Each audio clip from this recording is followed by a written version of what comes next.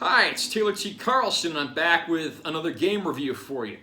I've been going through doing a lot of retro titles lately, and today I'm whipping out my NES Classic Edition again, and we're going to take a look at Castlevania, the first game in this long-running vampire-killing game franchise, which has always remained a personal favorite of mine.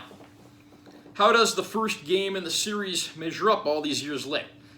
This game, like most of the Castlevania games, revolves around someone from the Belmont family, in this case Simon, who's going on a quest to hunt down monsters and kill Dracula, who has cursed the land and wants to do his share of evil. The basic plot throughout the Castlevania series doesn't really change a whole lot, but it's good to see that that was in place from the very beginning, of course. You'll fight through 18 stages in this game.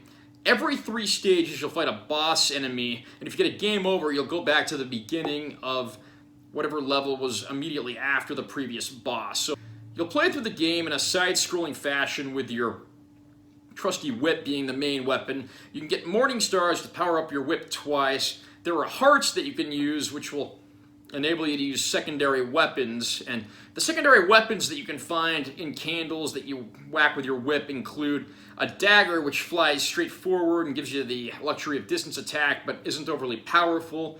There's an axe, which you can use that'll allow you to hit overhead targets. A stopwatch, which will stop enemies that are on the screen, although it doesn't work on all bosses. There's also a cross, which functions like a boomerang, and holy water, which will explode when it hits the ground, giving you multi-hit damage against enemies.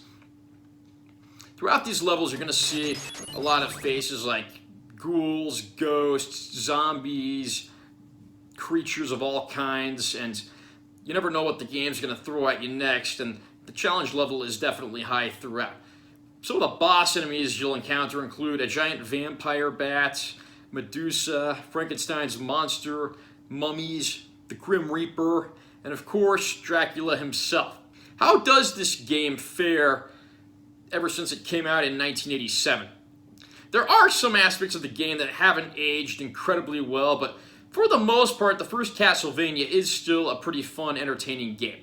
The biggest flaw that it has is there's no way to save the game if you're playing it like on the NES, but odds are good you might be playing this on an NES Classic Edition or maybe a Virtual Console Edition or as part of a collection.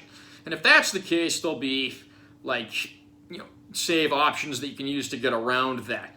Some of the later Castlevania games that predated the whole Metroidvania thing started incorporating a password system, although unfortunately that wasn't in place with the first entry. The graphics are actually quite solid and impressive for the time, and they hold up pretty nicely. Although a lot of times when you have too much stuff going on the screen, you do start to get glitching and slow down. Again, this was pretty typical of the day, so I can't really fault this game specifically for that. The challenge level, unfortunately, is a little too high and frustrating in places.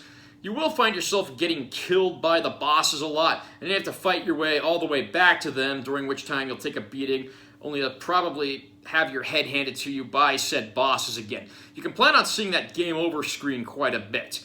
And you'll definitely want to play this on, like I said, like an NES Classic Edition or a collection so that you can save your progress and use save states, because otherwise getting to the end of this game is going to be a bit of a pain.